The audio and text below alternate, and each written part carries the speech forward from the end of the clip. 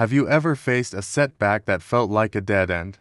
A project that crashed and burned, a goal you missed by a mile, or an idea that just flopped? We all have. It stings, right? You pour your heart, your time, and your energy into something, only to watch it fall apart. The immediate reaction from most of us is to either blame ourselves, blame others, or us try to forget it ever happened. But what if I told you that burying your failures is like throwing away a winning lottery ticket? What if, hidden inside that pile of rubble, is the exact blueprint you need for your next big success? Today, we're not just going to talk about learning from failure in a cliched, feel-good way. We're going to get our hands dirty. We're going to become failure detectives, equipped with the tools to dissect our mistakes and extract pure, actionable gold. By the end of this video, you'll see every stumble not as a stop sign, but as a stepping stone. Let's start with the first, and perhaps hardest, step: emotional detachment. When a failure is fresh, it's emotionally charged. We feel embarrassed, frustrated, or even defeated. Trying to analyze anything in this state is like trying to perform surgery in the dark. It's messy and you'll probably make things worse. So, the first rule of Failure Club is, give yourself some space. A day, a week, whatever it takes for the emotional storm to pass. This isn't about ignoring the feeling. It's about acknowledging it and then setting it aside so your rational mind can take the driver's seat. Think of it like a scientist observing a specimen. You can't be scared of the specimen. You have to be curious about it. What is it made of? How does it work? Once you've got some distance, it's time to become an investigator. Grab a notebook or open a new document, and let's perform a project autopsy. The goal here isn't to assign blame, but to understand the cause of death. We're going to ask a series of what and why questions. First, what was the original goal? Be brutally specific. Was it to increase sales, or was it to increase online sales of product X by 15% in the third quarter? A vague goal is often the first domino to fall. If you don't know exactly where you're going, any road will get you there, and most of those roads lead nowhere. Write down the precise objective you were aiming for. Next, what actually happened? Again, be specific and stick to the facts. Don't write the launch was a disaster. Instead, write we sold 50 units in the first week, which was 90% below our projection of 500 units. Or, the app crashed for 30% of users on the first day. Data is your best friend here. It's objective and doesn't have an opinion. It just tells you what was. Now for the powerful part. For every factual outcome you listed, start asking why, and don't stop at the first answer. This is called the 5 Whys technique, a powerful tool developed by Toyota. Let's run through an example. Failure: we sold 90% fewer units than projected. Why? Our marketing campaign didn't reach enough people. Why number 1? Why? Our ad budget was too small for the platforms we chose. Why number 2? Why? We based the budget on last year's numbers, without accounting for increased ad costs. Why number 3? Why? We didn't do current market research on advertising costs before setting the budget. Why number 4? Why? We were rushing to meet the launch deadline and skipped the research phase. Why number 5? Boom, you see what happened. We went from a vague problem, the marketing failed, to a specific root cause. Our planning process is flawed because we skip crucial research steps when we were in a hurry. The first why gave us a symptom. The fifth why gave us the disease. You can't fix a symptom, but you can cure a disease. The problem wasn't the ad spend itself, it was the process that led to that decision. Let's apply this to another common area of failure: assumptions.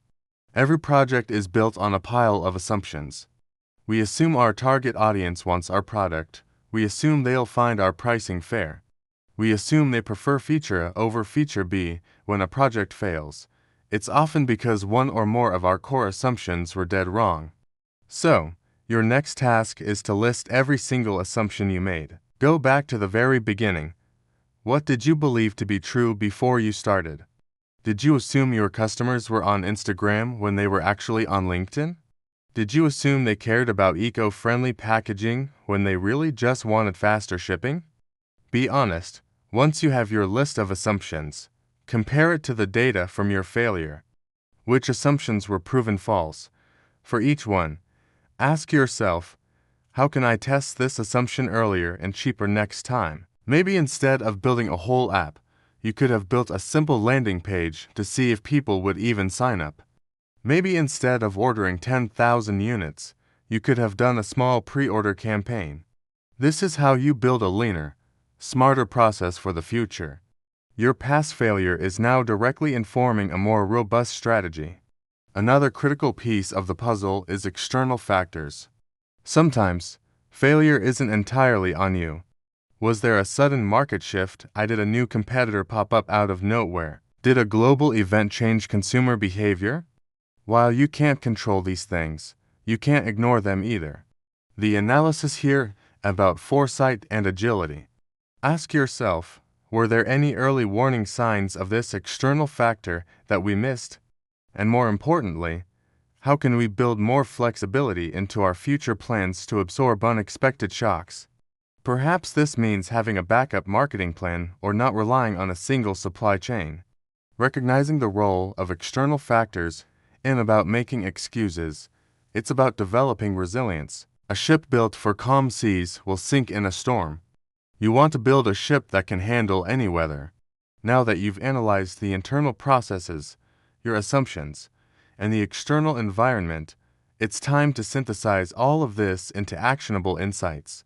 This is the grand finale of your investigation. Look at all your notes and answer this question. What are the top 3 to 5 specific, concrete rules or principles I can implement for my next project?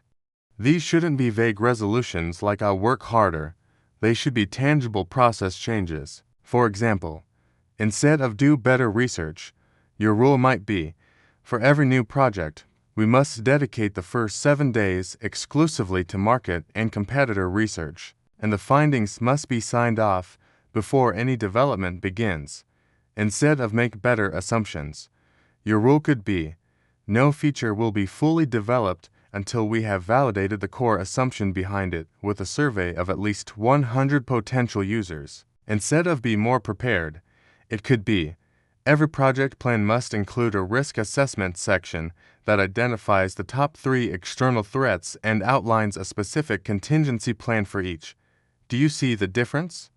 These are not hopes. They are rules of engagement. They are your new, personalized playbook for success, written in the ink of your past failure. You have literally transformed a loss into a system. This system doesn't guarantee you'll never fail again, nothing can. But it dramatically increases your odds of success. It ensures you won't make the same mistakes twice. Failure is data, that's all it is. It's the most personal, most powerful, and most valuable data you will ever receive. While success tells you that you did something right, failure tells you exactly what went wrong. It's a precise, unforgiving teacher. Most people run from this teacher. But the most successful individuals and companies in the world actively seek it out. They fail fast, they fail forward, and they fail smart because they have a system to turn every single failure into a lesson, and every lesson into an advantage. So the next time you're faced with a failure, don't just dust yourself off and try again.